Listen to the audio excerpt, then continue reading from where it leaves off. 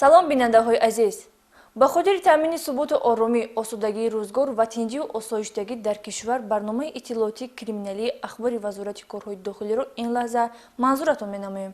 Бо шумо ҳастам мон Рухсор Таваллузода.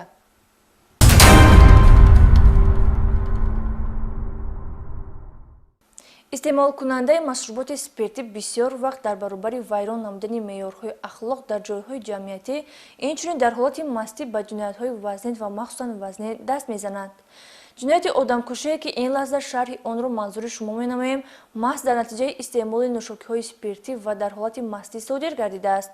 шарҳи ин ҷинояти махсусан вазнин дар гузориши подполковники милитсия Нусратулло Маҳмадзода. мутаваҷҷеҳ бошед.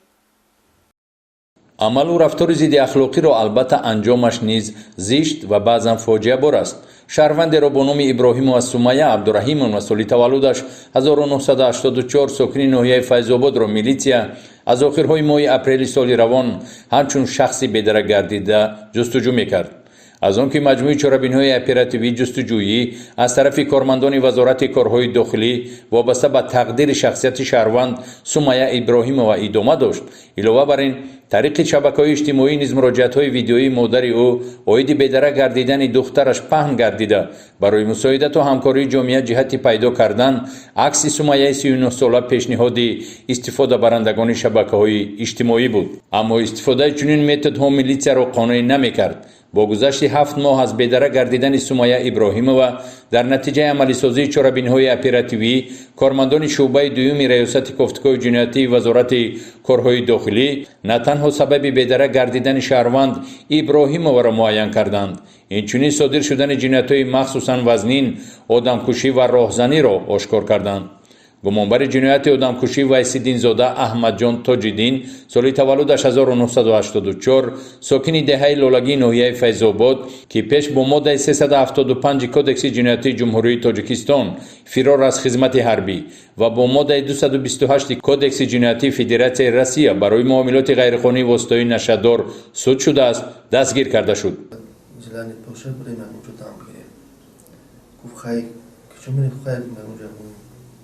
Марш бухаем, я мужа похож с собой, да, природа хай мере. Потом чимахли, кухаем коньяка, я мужа фами. Рафтом коньяк, истом колбаса, истом нон гирифтом, кола гирифтом.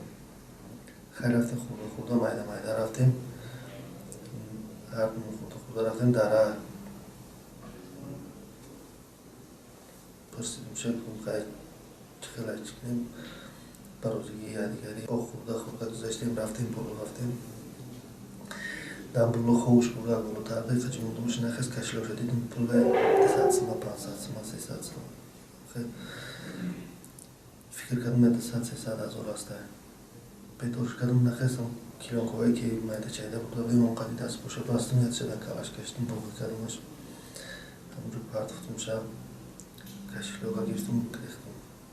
дар макони содиргардидаи ҷинояти одамкушӣ теппаҳои болои деҳаи Ситора бо чӣ тарзу услуб аз ҳаёт маҳрум кардани ҷабрдидаро гумонбар нишондод дода пайдо гардидани устухонҳои ҷасад, либос ва ашёҳое ки ба Иброҳимова Сумайя мансуб буданд пайдо карда шуд. гумонбар Аҳмадҷон Вайсиддинзода чунони худ иқрор аст, чунин ҷинояти махсусан вазнинро аз ибтидои мулоқот бо фавтида Сумайя Иброҳимова нақша кашида, пас аз содир кардани ҷиноят 15 000 сомонӣ ва телефони мобилии тамғаи Samsung Galaxy-ро аз ҷувздони фавтида гирифта ҷинояткор то лаҳзаи дастгир шуданаш истифода кардааст. ёдрас мекунем ки далели содир шудани ҷинояти махсусан вазнин аз қабили одамкушӣ дар ҳолати мастӣ бори нахуст набуда, аксарияти ҷиноятҳои ба ин монанд дар ҳолати мастӣ рух дода ба фоҷиа анҷом ёфтаанд. нисбати гумонбаршуда Вайсиддинзода Аҳмадҷон Тоҷиддин бо моддаи 104 қисми 2 одамкушӣ ва 249 қисми 4 кодекси ҷиноятии ҷумҳурии Тоҷикистон роҳзанӣ парвандаи ҷиноятӣ оғоз карда шуда, ӯ ба ҳабси пешакӣ гирифта шудааст.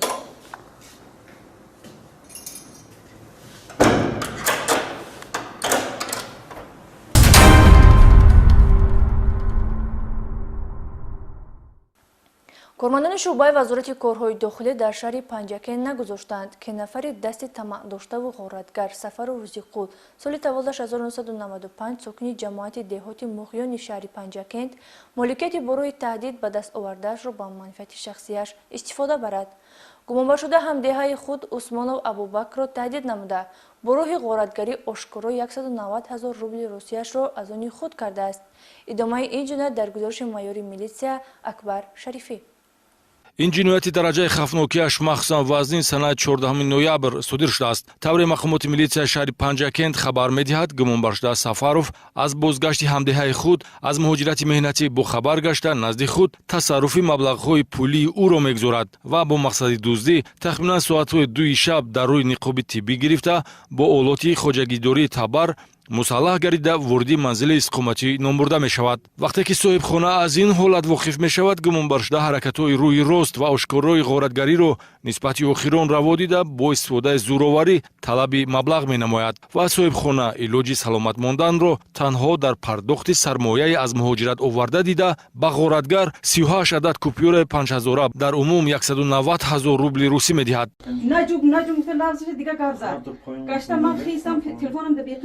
Аром сиёрномам хистам телефонам ҳам ту даргиронда манам телефонам ҳам ту даргирондам рӯшба доштам рӯшба кишагӣ гуфт ки телефонда бикуш гуфт лавзи худаш қӣ. дар натиҷаи гузарондани чорабиниҳои оперативӣ ҷустуҷӯӣ шахсияти гумонбар Сафаров Рӯзиқул Сарҳадович муайян ва қисме аз маблағҳои тасарруфшуда 100 000 рубли Федератсияи Россия ҳамчун далели шайъӣ аз ӯ гирифта шудааст. оғози парвандаи ҷиноятӣ бо моддаи 248 кодекси ҷиноятӣ ва чораи пешгирӣ дар намуди ҳабси пешакӣ ки дар идома метавонад ба ҷазои ҳабсии тӯлонӣ вазъ шавад, оқибати интихоби роҳи нодурусти зиндагӣ аст ки сарнавишти гумонбаршударо дигаргун сохт.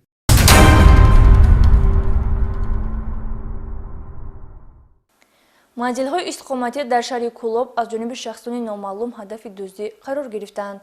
оид ба ин ҳолат мақомоти милитсия дар шаҳри мазкур корҳои ҷустуҷӯиро ба роҳ монда. ахиран як гурӯҳ ҷавонони ноболиғон ҳамчун гумонбар дар содир намудани силсиладуздиҳо боздошт шуданд. ин нафарони ба ҷомеа хавфнок маблағ, тиловорӣ ва дигар ашёҳои рӯзгордории мардуми осоиштаро ба яғмо бурданд. майёри милитсия Маҳҷабин Абдуллозода дар ин хусус гузориш омода кардааст. муддатест ки дар ҳудуди шаҳри Кӯлоб як гурӯҳ шахсияташон номаълум шабона ба дуздии молу мулки шаҳрвандон даст мезананд. бо мақсади муайян ва дастгир намудани ин гурӯҳи ҷиноятӣ аз ҷониби кормандони шӯъбачаи кофтукови ҷиноятии шӯъбаи вазорати корҳои дохилӣ дар шаҳри Кӯлоб як қатор чорабиниҳои оперативӣ ҷустуҷӯӣ гузаронида шуда. ҳамчун гумонбар дар содир гардидани силсилаи ҷиноятҳои дуздӣ Аскаров Умедҷон Сафаралиевич соли таваллудаш 2004 ки қаблан бо ҳамин ҷурм суд шудааст, Тешаев Амирҷон Маҳмадназарович санаи таваллудаш 2003 ва ноболиғ соли таваллудаш 2006 сокинони шаҳри Кӯлоб дастгир гардиданд. дар рафти тафтишот муайян карда шуд ки номбурдагон шабона бо мақсади дуздӣ дар кӯчаву хиёбонҳои шаҳр гашту гузор намуда манзилҳои истиқоматии сокиноне ки бо қулф маҳкам карда шудааст мавриди ҳадафи худ қарор медиҳанд.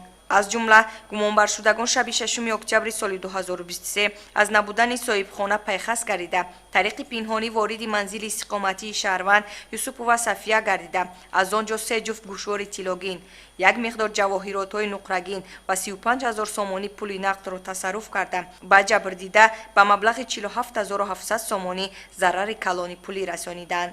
боз бо ҳамин тарзу усул шаби 8 октябри соли 2023 аз рӯи маслиҳати пешакӣ ба ҷамоати деҳоти зиракии шаҳри Кӯлоб рафта аз торикии шаб ва қулф будани манзили истиқоматии шаҳрванд Ҳакимов Исматулло истифода карда вориди хонаи мазкур гардида аз он ҷо як адад телевизори тамғаи Samsung, 2 ҷуфт гӯшвори тилогин арзишашон 3000 сомонӣ ва 5000 сомонӣ пули нақдро ба яғмо мебаранд. гарчанде ки Аскаров Умедҷон гузаштаи доғдор дошта бошад ҳам аз ин ба худ хулосаи лозимӣ набароварда бо ҳамроҳии рафиқонаш дар 13 лаҳзаи ҷиноят гунаҳгор дониста шуда зарари расонидаи онҳо ба шаҳрвандон 89 800 сомониро ташкил медиҳад. айни замон дар шӯъбачаи тафтишотии шӯъбаи вазорати корҳои дохилӣ дар шаҳри Кӯлоб нисбати ин гумонбарон парвандаи ҷиноятӣ бо моддаи 244 қисми 3 кодекси ҷиноятии ҷумҳурии Тоҷикистон оғоз гардида дар ҳабси пешакӣ қарор доранд.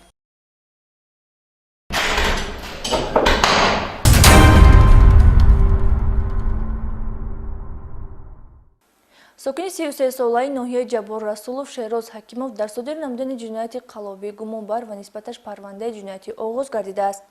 Дастгиршуда бо усули хоси мардумфиребӣ моҳи апрели соли 2023 иstiqomatkунандаи ҷамоати деҳоти деҳмои ноҳияро бовар кунудааст, ки бар ивази 50 000 сомонӣ писарашро аз хизмати ҳарбӣ озод менамояд, аммо пулро ба манфиати шахсӣ истифода бурдааст.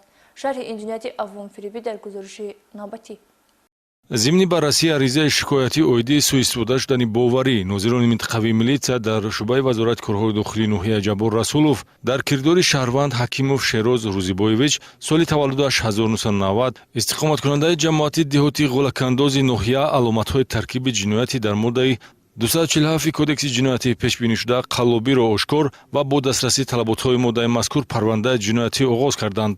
гумонбар шуда мавсими баҳорӣ даъват ба хизмати ҳарбиро ба манфиати шахсӣ истифода бурданӣ шуда моҳи апрели соли равон дар ҳудуди ноҳияи Ҷабор Расулов бо роҳи фиреб ба боварии сокини 45-солаи ҷамоати деҳоти деҳмои ноҳия даромада бо муаррифии худ ҳамчун корманди сохтори ҳарбӣ бо баҳонаи писарашро аз хизмати ҳарбӣ озод намудан 50 000 сомонӣ маблағи пулӣ гирифта минбаъд ба эҳтиёҷоти шахсӣ истифода бурдааст. کار همون الटरनेटिव بود میکنم گفته 50,000 سوم گرفتم بعد وای بود که نتونسته سوم مبلغی وای و سلامتی خودم استفاده بردم موندگیشه. ҳолати ҷиноятӣ доғоваранда ба низоми сафарбарии даъватшудагон ба хизмати ҳарбӣ замоне ифшо гардид ки ҷабрдидаи ҷиноят ба нозири минтақавии милитсияи маҳаллии истиқоматиаш муроҷиат намуд, зеро ӯ мехост зарари расондашуда барқарор шавад. маъракаи даъват ба сафи артиш аз чорабиниҳои муҳими сиёсӣ аст ки набояд ба манфиати шахсони алоҳида суистифода шавад. дар бораи шахсияти гумонбаршуда Шероз Ҳакимов гуфтан ҷоиз аст ки қаблан ду маротиба бо моддаҳои 245 ва 247 кодекси ҷиноятӣ ба ҷавобгарии ҷиноятӣ ҷалб карда шудааст. эҳтимоли ҷой доштани дигар тақаллубкориҳои ӯ фарзияи милитсияи ноҳияи Ҷабор Расулов мебошад ки тафтишоти пешакӣ дақиқ хоҳад кард. нафароне аз кирдорҳои Шероз Ҳакимов зарар дида метавонанд тавассути телефони боварӣ 6 22 22 занг зананд ё ба мақомоти милитсияи маҳаллии зисти худ хабар диҳанд.